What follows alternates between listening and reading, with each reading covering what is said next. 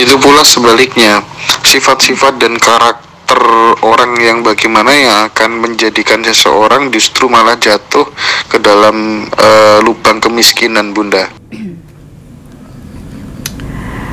Kalau orang jatuh dalam lubang kemiskinan itu ya tidak selalu sifat atau sikap ya, ada beberapa hal yang mendasari juga. Aku bisa ngomong seperti itu karena aku udah pernah jatuh sejatuh-jatuhnya. Biasanya orang-orang yang seperti itu dia kurang waspada, apa ya, gampang gitu, dan ini berdasarkan yang aku yang aku sudah alami ya. Jadi aku itu begini orangnya. Aku tidak pernah berpikir, oh aku kudu nabung. Gak ngerti. Aku sejak kecil itu gak hobi nabung. Jadi ketika aku punya uang, ya udah aku belanjain. Aku nggak pernah intens saving money, enggak. Jadi boros banget. Ada keluar. Tapi aku punya keyakinan memang itu harus aku keluarkan, karena ketika itu tidak aku keluarkan tidak akan ditambahi. Akhirnya dengan gampang kayak ngono, orang itu gampang dimanfaatkan orang lain, gampang ditipu orang lain. Yo intinya yo akan banyak orang yang mengambil keuntungan dari kita. Modusnya macam-macam. Terus ada lagi yang tidak bisa menghargai uang. Nah, itu juga bahaya. Jadi ternyata uang itu juga butuh apa ya? Butuh dihargai. Gitu. Butuh dihargai. Kerja kerasnya kita untuk menghasilkan uang itu butuh dihargai. Ada beberapa orang yang dia tidak bisa menghargai uang, gitu. Nah, tidak bisa menghargai uang itu ya salah satunya yaitu ketika dia dapat ya udah dikip dia sendiri, kewajibannya tidak diselesaikan. Ya di situ ada ya, kalau di Islam, Kristen, tak pikir semua agama ya kan ada tuh yang harus dikeluarkan.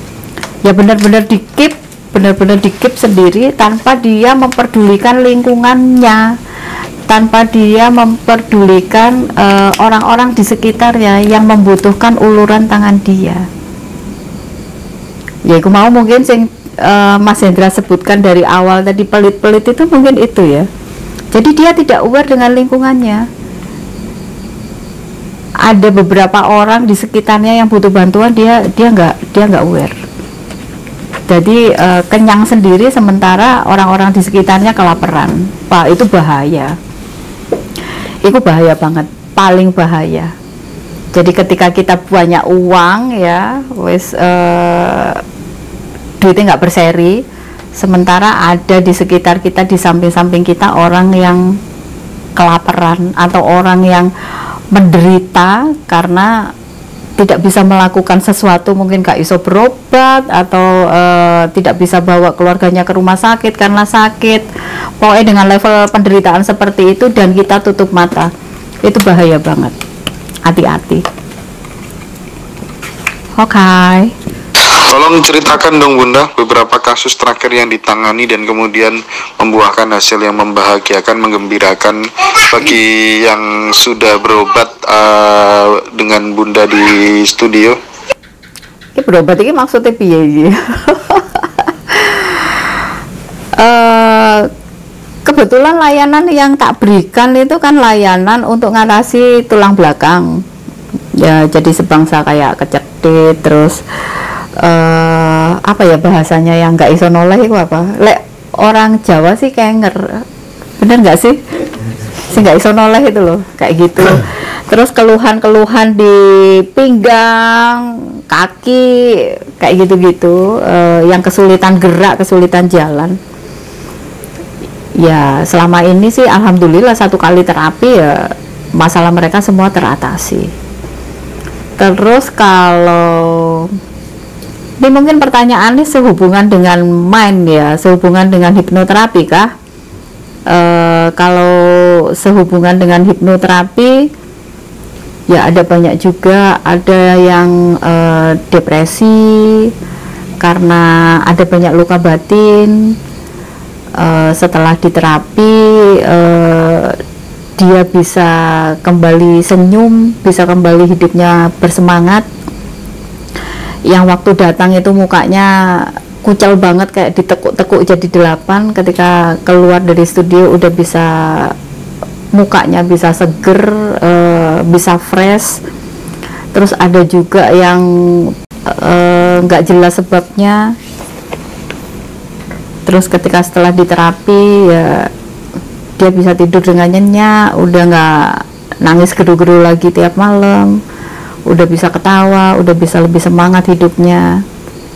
Yes, yang begitu-begitu, yang masalah pekerjaan, dari yang sulit dapat pekerjaan akhirnya dapat pekerjaan, dari yang bisnisnya seret akhirnya mendapatkan order, kembali mendapatkan tender, ya begitu-begitu. Tapi kan masing-masing proses orang itu beda-beda ya.